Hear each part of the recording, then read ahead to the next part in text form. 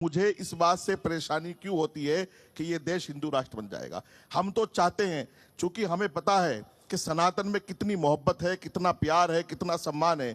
जिस दिन देश हिंदू राष्ट्र बनेगा उस दिन वाकईतन, जैसे फिरोज बख्श साहब ने कहा कि शेर और बकरी एक ही घाट पर पानी पिएंगे, और मैं कह रहा हूँ आज इंशाल्लाह 7 नवंबर को सबसे पहले आपकी यात्रा में ये मुफ्ती वजाहत कासमी और फिरोज बख्श साहब और नाजिम साहब और पूरे काफिले के साथ पहुंचेंगे। दोस्तों, क्या आपको भरोसा होगा कि अगर मैं आपको बताऊं कि एक मुस्लिम व्यक्ति जो अपने आप को मुफ्ती और आलिम कहता है, वो भरी सभा में बैठकर ये कहता है कि मैं हिंदू राष्ट्र के समर्थन में हूं, और पंडित धीरेंद्र शास्त्री बागेश्वर धाम वाले बाबा जो एक यात्रा निकालने की तैयारी में है हिंदू राष्ट्र बनाने के लिए, मैं उसको समर्थन करता हूं और सबसे पहले आकर धीरेंद्र शास्त्री का हाथ मैं पकड़ूंगा।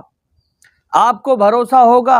अगर नहीं होगा तो आगे मैं आपको एक वीडियो क्लिप दिखाने वाला हूं, जिस वीडियो को देखकर आपके पैरों के नीचे से जमीन खिसक जाएगी कि कैसे मुसलमान नाम रख लेने से, कैसे दाढ़ी उगा लेने से या कैसे बड़ी बड़ी बातें कर लेने से कोई मुसलमानों का नेतृत्व करने वाला नहीं बन जाता, बल्कि उसकी मानसिकता कैसी हो सकती है ये आपको आज इस वीडियो में दिखेगा। दरअसल गोदी मीडिया का एक चैनल है जिस पर एक डिबेट चल रही है, और उस डिबेट के अंदर इन चैनल्स वालों ने कुछ मुस्लिम समाज के लोगों को बिठाया और पंडित धीरेंद्र शास्त्री बाबा बागेश्वर, जिनको कहा जाता है, जो चमत्कारी बाबा जिनको कहा जाता है, उनको बिठाया और उसी के साथ साथ हिंदू राष्ट्र का मुद्दा उठाया और उस पर बातचीत की। लेकिन हमें हैरत तब हुई जब हमें ये देखने को मिला कि एक सा व्यक्ति जो अपने आप को मुसलमान भी कहता है, दाढ़ी रखे हुए मुफ्ती कहता है, कोई आम मुसलमान भी नहीं है कि जिसको नॉलेज नहीं हो, नॉलेज होने के बावजूद ऐसी भाषा का प्रयोग करता है कि जिसे देखकर आप सन्न रह जाएंगे,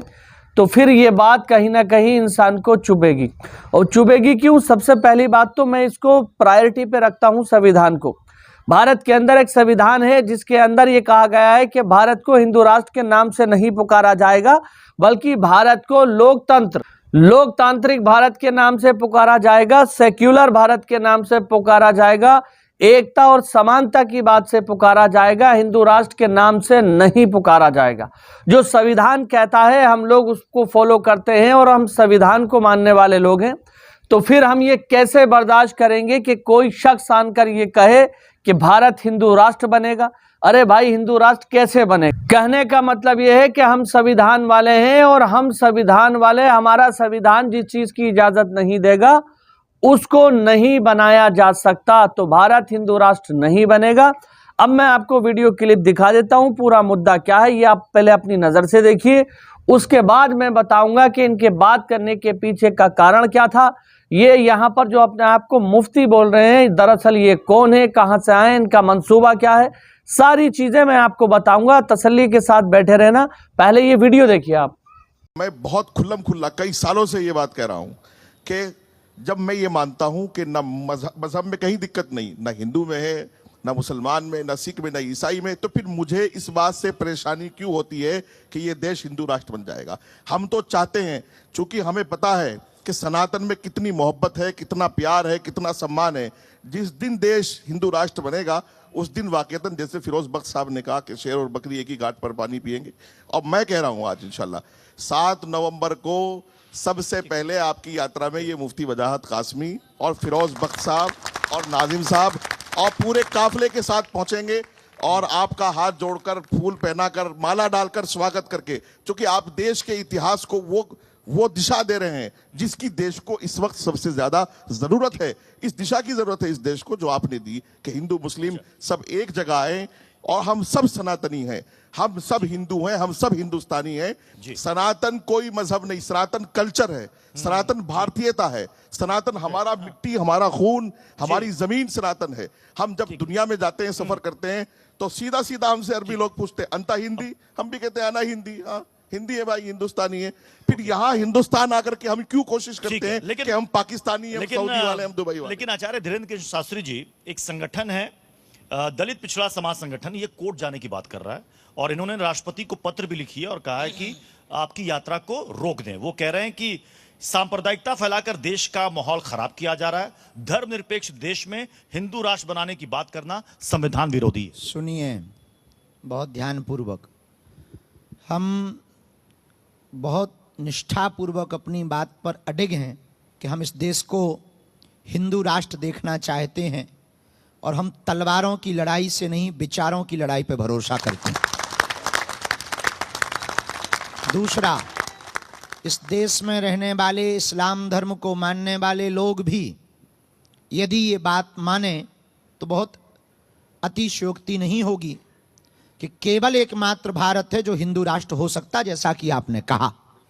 65 से ज्यादा देश इस्लामिक हैं, 95 से ज्यादा देश क्रिश्चियनों के हैं, एक देश यहूदियों का है, एक देश बौद्धों का है। तो जिस देश में 80 करोड़ लोग एक ही संस्कृति को मानने वाले रहते हो, वो निश्चित रूप से हिंदू राष्ट्र होना चाहिए।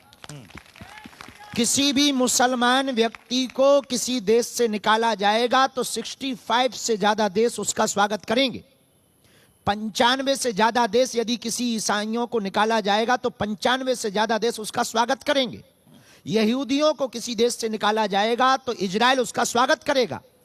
बौद्धों को किसी देश से निकाला जाएगा तो उनका देश उनका स्वागत करेगा।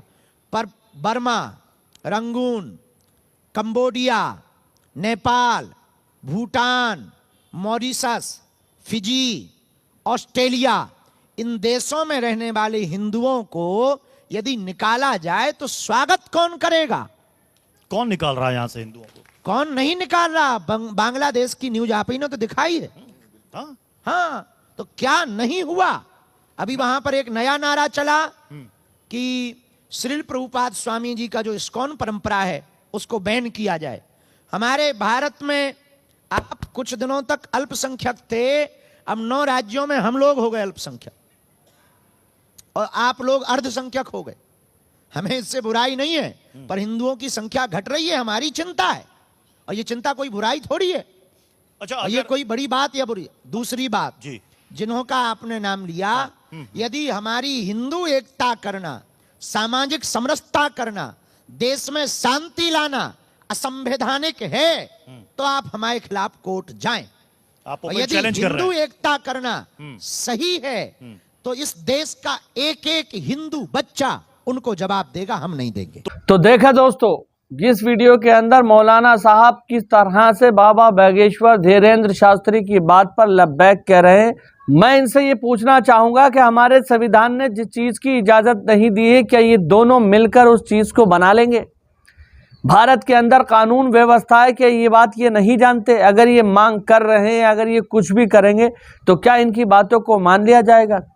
कानून के तराजू पर तोलकर और संविधान से गुजारकर किसी चीज को मान्यता दी जाती है। अगर संविधान मना करता है तो उस चीज को मान्यता नहीं दी जाएगी। ऐसे कहने को तो न जाने कितने लोग इस समय मध्य प्रदेश और बाकी प्रदेशों से ऐसी भाषा का प्रयोग कर रहे हैं कि जिनको जेलों के अंदर डाल देना चाहिए। अनिल मिश्रा को आप लोग जानते होंगे कि अनिल मिश्रा ने बाबा साहब भीमराव अंबेडकर के ऊपर पहले क्वेश्चन किया और बहुत सारी ऐसी अभद्र भाषा का प्रयोग किया जो नहीं करना चाहिए थी, और उसके बाद आरक्षण को लेकर बहुत सारी बातें की। तो ये चाहे कोई से भी धर्म के लोग हों, आप इनको हिंदू और मुसलमान की नज़र से मत देखिए। इन लोगों को आप ऐसे देखिए कि ये लोग जो है एजेंट है और किसी खास विशेष पार्टी या किसी विशेष लोगों को फायदा पहुंचाने के लिए ये बात करते हैं। ये हमेशा ऐसी बात करेंगे जिससे लोग ग्रुप के अंदर बढ़ जाएं। ये हमेशा ऐसी बात करेंगे जिससे लोग किसी एक साइड में आकर खड़े हो जाएं। और यहाँ पर मुस्लिम समाज के लोगों को बैठाकर हिंदू राष्ट्र के समर्थन में बात कराने के पीछे का मकसद क्या है?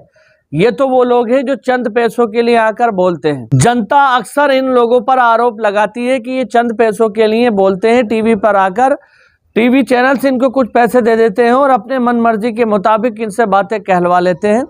तो चाहे दाढ़ी वाले हैं, चाहे मुसलमान है, कोई भी चंद पैसों के लिए आकर बोलते हैं। और दूसरी बात यह है कि कोई भी व्यक्ति चाहे वो किसी भी धर्म का हो, अगर वो बांटने की बात करता है, जैसे यहाँ पर ये मौलाना साहब कह रहे हैं कि हम हिंदू राष्ट्र के समर्थन में, तो इससे क्या होगा?